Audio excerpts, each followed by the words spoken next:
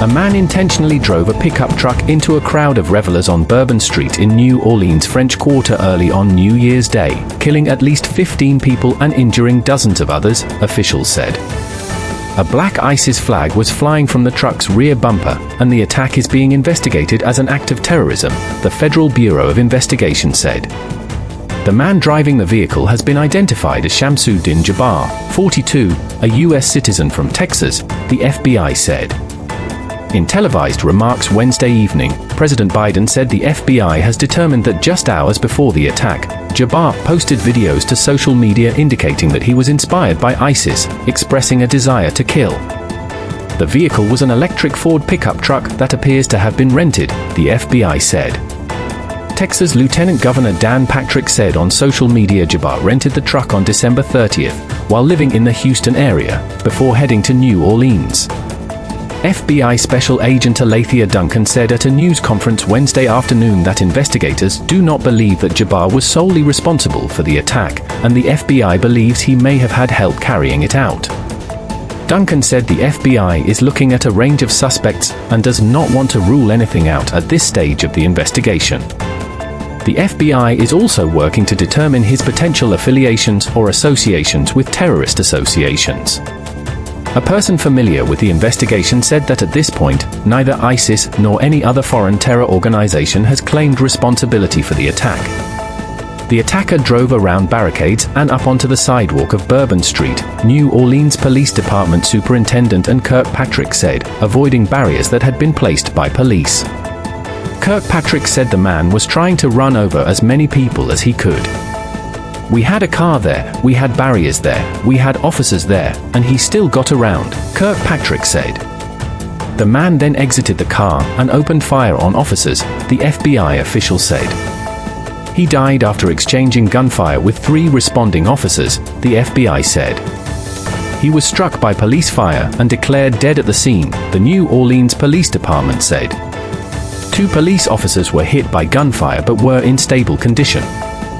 Weapons and 2 potential improvised explosive devices, or IEDs, were located in the vehicle, Duncan said. At least 1 other IED was found in the French Quarter, and was detonated by law enforcement, a person familiar with the investigation said. The number of IEDs left behind is a large part of why the FBI believes the man may have had an accomplice, sources tell CBS News. Investigators are combing through video to see if there were accomplices involved in placing the devices. Further sweeps by law enforcement did not find any more IEDs, Duncan said. Kirkpatrick said police walked the area as a grid, looking for any suspicious items. Anyone who sees anything suspicious should contact officials, Duncan said. A long gun was recovered from the scene. The long gun had a suppressive device on it that acted as a silencer, according to sources on the scene. 2 sources familiar with the investigation told us the man was wearing body armor. Investigators from the FBI, Homeland Security, and Bomb Squad have all been on the scene at an Airbnb in the St. Roch area of New Orleans, where officials say the suspect was staying while in New Orleans. That building caught fire on Wednesday, and the investigation into that fire is ongoing. Duncan asked that anyone with information about the man contact the FBI. A U.S. official confirmed that he had previously served in the U.S. military. Louisiana Governor Jeff Landry called it a horrific act of violence and said he and his wife were praying for all the victims and first responders on scene. He urged people to avoid the area. As of now, 15 people are deceased.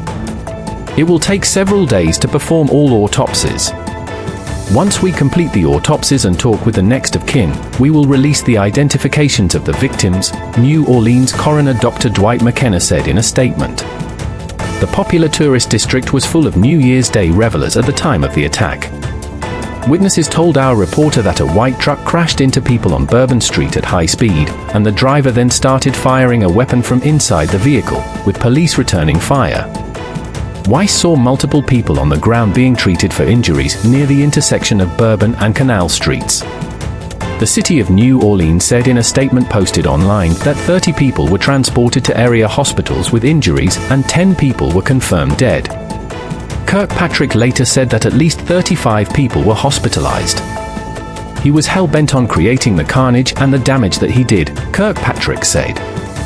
Duncan said the FBI will be leading the investigation.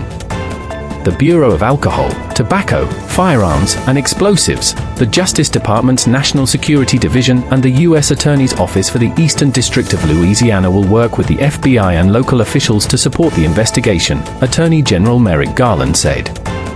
President Biden was briefed about the attack, the White House said, and his administration has been in touch with Cantrell to offer support.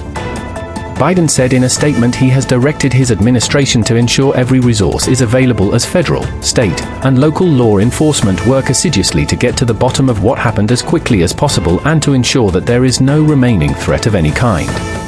My heart goes out to the victims and their families who were simply trying to celebrate the holiday, Biden said.